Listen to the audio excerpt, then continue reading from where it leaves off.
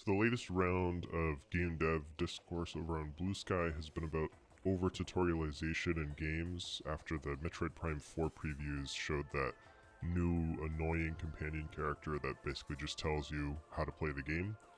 It's been a trend in AAA games in particular over the last few years, especially PlayStation titles like God of War and Horizon, and by and large people don't like it, yet it keeps getting implemented into these games. And what you notice if you hear what some developers say who are kind of defending the practice is that they're all scared. They're scared that players are going to get frustrated if the game isn't obvious enough and they'll just drop it and stop playing. They're scared that at the first moment of even the slightest friction that the players are going to just get bored or frustrated and open TikTok, and then they'll go leave a bad review on the game and the review scores will tank. They're scared that the engagement metrics will look bad and their funnel will have this massive drop off, and then the publisher's gonna shit themselves and they're gonna lay everyone off and the world's gonna fucking end. The commonality of fear there is why I've been calling this type of design fearful game design or fear-based game design. It's not design rooted in trying to make the game or the player experience better or more fun. It's rooted in this anxiety, this fear of inadequacy, that your game sucks or it's too hard, and if you don't literally tell the player what to do, they will never figure it out and they're just going to quit and they're going to open TikTok, and then your Metacritic's going to suffer, and then the publisher's going to freak out and your whole team's going to get laid off, and yada yada yada. People point to shrinking attention spans as a need for this type of design, but I think it's a total cop-out answer. I don't necessarily buy the premise that attention spans are actually shrinking. I think that we've convinced ourselves they are, and that for some part of the population that's true, in to some varying degrees, but I don't think that those people are the audience for your game, unless you're trying to make some like TikTok bait shit or whatever. But if people are choosing to go out of their way to go buy your game and play it, they're already invested. They're probably willing to deal with some friction and have to figure stuff out. That might be why they're buying it. They may not be one of these people who are so addicted to short form content that they can't pay attention for 2 minutes and deal with some difficulty in the game. They don't need to be handheld the whole way and treated like a baby. So I think there's three big problems that are actually causing this type of fear-driven, fear-based, fearful game design. One, I think it's the need for infinite growth that publishers and stakeholders on these games have. Two, I think it's the practice of focus testing. And then three, I think free-to-play game manipulation tactics or design, that's being treated as good best practice design in some of these studios. So I'll break those down. For the infinite growth, that's basically my my capitalism ruins everything reason on the list here. But I think it's legit. I think games that make a small profit, or sequels especially that perform just as well or only a little bit better than previous titles, and God forbid that any of these break even or do worse than previous titles, something like that. I think that's not enough for these publishers and stakeholders and money men. I think that all of these games need to make a shit ton more money. Otherwise, it's no longer a worthwhile investment, and they're better off investing in some other game or some other franchise. And if players and especially reviewers get stuck when they're playing these games, then those review scores start going down. And then franchises that may not be known for being difficult, they end up with this word of mouth around this game that it's difficult or that it's obtuse and it's easy to get stuck or something.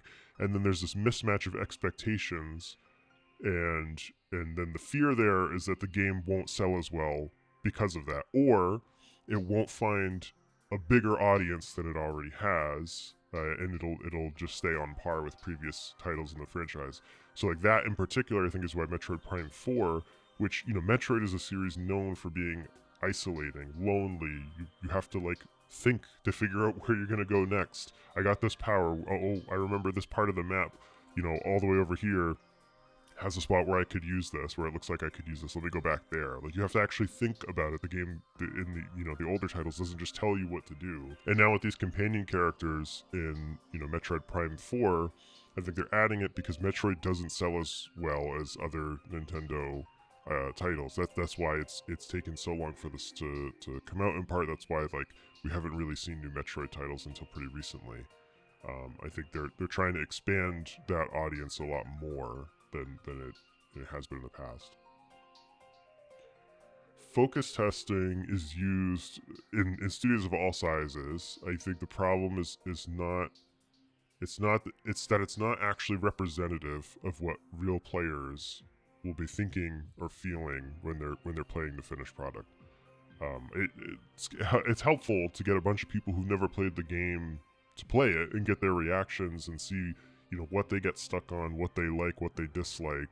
But it requires good interpretation skills from a really good designer to know what to do with that feedback. And they have to keep in mind that the person who's playing may or may not be in their target audience, the type of person that they're making this game for. They also might be acting differently when they're playing the game because they're getting paid to play it. They might over enjoy things that actually suck.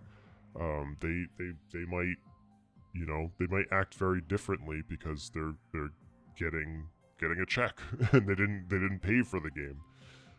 So to be clear, like, I don't think focus testing is inherently bad. I just think it's really easy for designers and producers and product people to get scared by the feedback they get and then overreact and overcorrect based on it, or they'll double down on things that actually suck for the experience, but they're getting positive feedback on, again, because they're getting paid, and so they're watering the game down. And then lastly, I think the free-to-play design, I think that's seeped into the industry overall, I'll be clear, I hate it. Maybe I'll talk about free-to-play design more in depth another time, but for right now, my take is that I think it's highly focused on retention and engagement metrics and keeping those numbers high and measuring through funnels and seeing at what point players drop off and is it too big of a drop off. So people who learned that type of design at free to play, mobile, whatever studios, I think they've started moving on to more traditional game studios where you pay $60 or 70 or 80 or 90, whatever, and you get the game and you play it, and that's it. I think they've started moving on to those studios, and they intentionally or unintentionally have brought the free-to-play design thinking with them, and it has caused those studios to now start looking at their games more quantitatively than qualitatively. And what I mean is that they're not taking very subjective feeling-based feedback and determining whether they're on the right track or not, and they're relying more on quote-unquote objective metrics like the retention line and seeing does it stay steady, or are there big drop-offs, or there big spikes in that, and they're mistaking seeing that line stay steady for the game being good. And a good example is, like, let's say there is a puzzle or whatever in the game, in your Sony third-person dad action game, and there's like a thing you have to shoot with an arrow. Now, you could just have that thing and have the player be able to figure out, based on how it's designed in the context of the room and whatever, that's what they have to do in order to progress. But instead, in these games, they have the companion character go, I wonder if we shot an arrow at that. Would that work? And when they do that, they then see on their engagement graph that the line stays more steady. Whereas in the former scenario, it has a drop-off because some percentage of players go, I don't get it, and they just quit, right? So when they see that line stay steady, they go, oh, we did it. We solved the problem. This is better. But it's like a bad way to solve that problem, and it makes the game worse and more bland. But the line stays steady, so it must have worked, even though it sucks. So, anyway, that's all I got today. I've been thinking about this a lot. Let's end fearful game design.